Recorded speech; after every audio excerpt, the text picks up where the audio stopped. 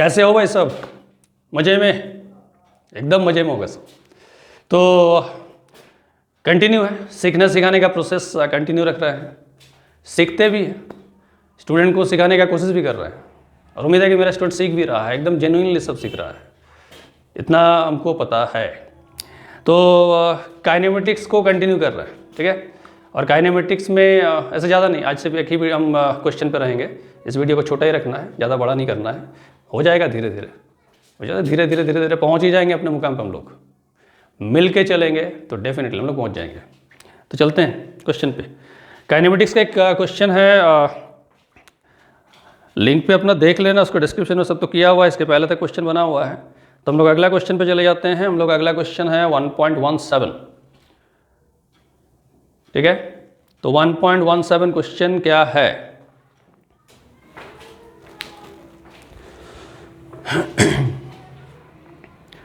Question में दिया है कि फ्रॉम पॉइंट, एक फिगर एक्चुअली गिवन, इसमें देखोगे, बुक में देखोगे तुम लोग, from point A located on A highway, one has to get by car as soon as possible to point B located in the field at a distance L from the highway.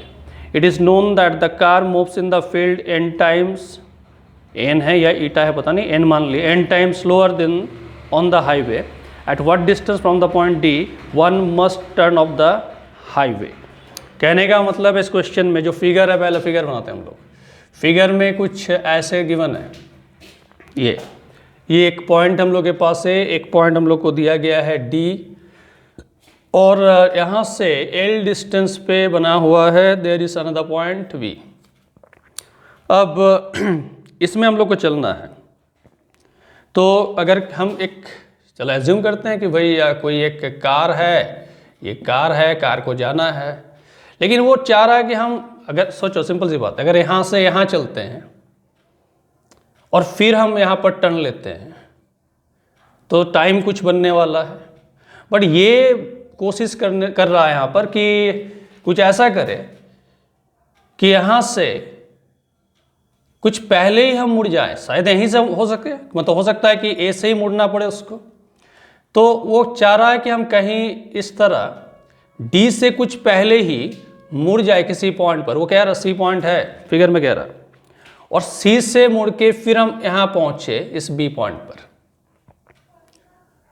और इस दौरान कह रहा है कि जब यहाँ move कर रहा है तो वेलोसिटीज v, और इस रास्ते पे मूव कर, ये फील्ड का जगह है, यहाँ पर v बाई स्पीड घट गया है, n टाइम स्लोअर है वो।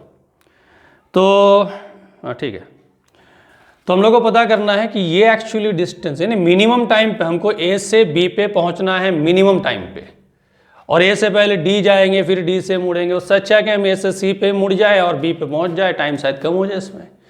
तो मिनिमम टाइम पे हमको पहुंचना है, और पहुंचने के लिए हम D से कितना डिस्टेंस पहले, यानी ऐसे कुछ हमको डिस्टेंस को कैलकुलेट करना पड़ेगा, CD को फाइंड करना पड़ेगा।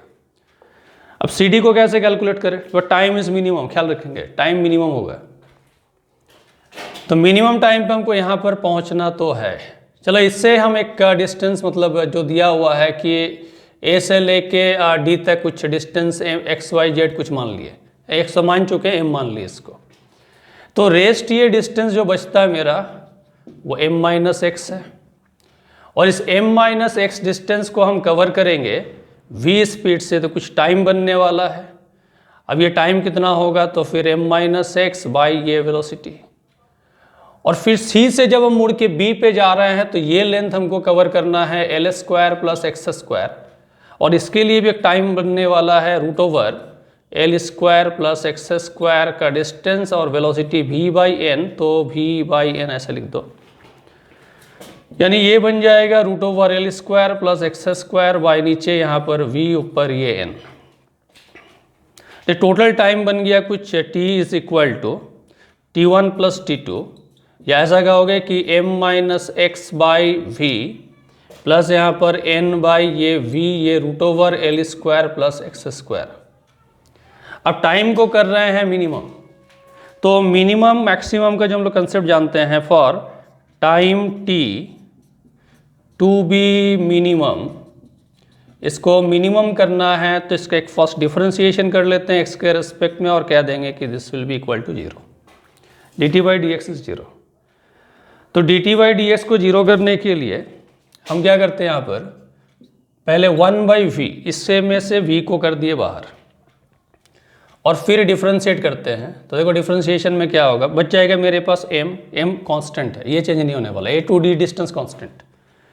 तो ये गया बचा -1 और फिर यहाँ पर n रह गया, डिफरेंशिएशन कर रहे हैं और सबको पता भी होगा l square plus x square का होल पावर है हाफ, तो हाफ को कर लिए सामने और हाफ में से कर दिए हम -1, यानी कि बन गया ये -12 और उसमें फिर हमको एक्स स्क्वायर का करने से मिलता है 2x, यानी कुछ इतना हमको मिला है और ये पूरा वैल्यू अल्टीमेटली कितना होना चाहिए, this should be equal to 0।